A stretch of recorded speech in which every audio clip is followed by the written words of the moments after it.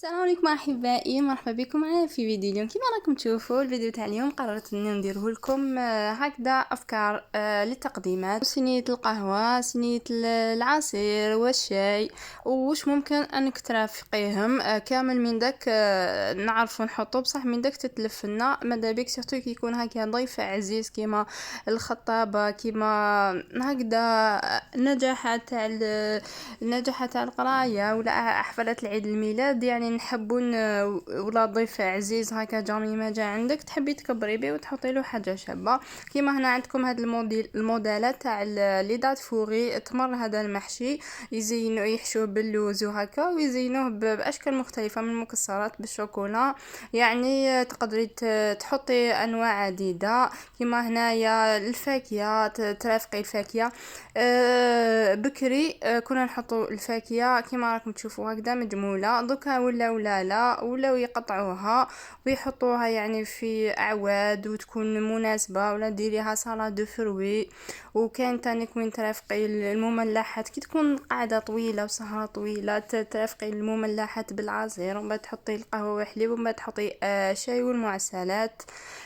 تانيك احسن حاجه في تقديمه تاع المملحات هي لي ميني بيتزا وميني برجر. هذوك ساهلين وتقدري تخدميهم حتى وحدك. وإلا حبيتي تشوفي طريقه تاعي تاع لي ميني بيتزا وميني برجر نحط لكم في صندوق الوصف. كي تضغطوا على العنوان تاع الفيديو تلقاوهم تحت في اسفل الفيديو. نحط لكم عده يعني روابط وانتم خيروا واش عجبكم. حبيت نقول لكم بلي بكري كنا كي يجي الضيف حتى يقعد وتتحكي وتقصروا، ومن بعد باش نروح نحطوا هذيك السنيوه تاع القهوه ولا شاي ولا واش راح تضيفي هذيك الضيافه. لكن في الوقت اللي يعني هذا الحالي ولينا لا باش نستغلوا هذيك القعده اكثر واكثر.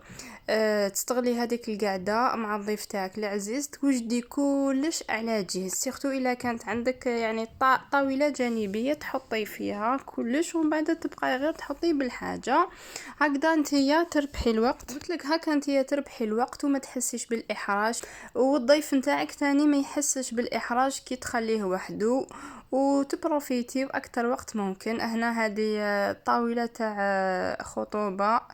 هنا شوفوا تانيك النماذج تاع المكسرات الجوزية، البقلاوة، يعني الصحون اللي ممكن تقدموا فيهم. كما راكم تشوفوا باللي دارج في هاد السنوات الأخيرة هو اللون الذهبي، دارج بزاف في الأواني، دارج كثيرا في الأواني.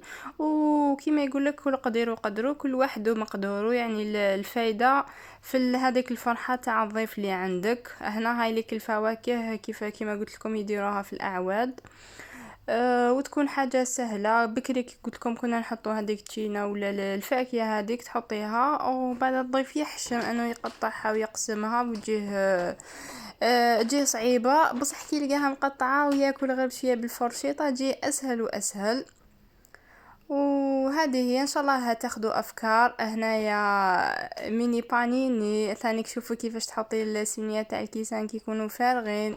تقدري هنايا تتجنبي انك تملايهم، بعد تملايهم كي يجوك الضياف باش يخرج بارد. هادو تاني مقبلات بزاف هايلين، فيهم بطاطا محشيه بالجبن هذوك المدورين، وفيهم لحم مفروم، ووحده فيها الدجاج. هادو هاملك فيها الدجاج ثاني كاع مقليين، كامل مقليين. يعني افكار عديده ومتعدده ما شاء الله. الواحد هكا كي يدي فكره يقدر يعرف يحط الحاجه اللي تناسبه واللي تناسب ضيوفه.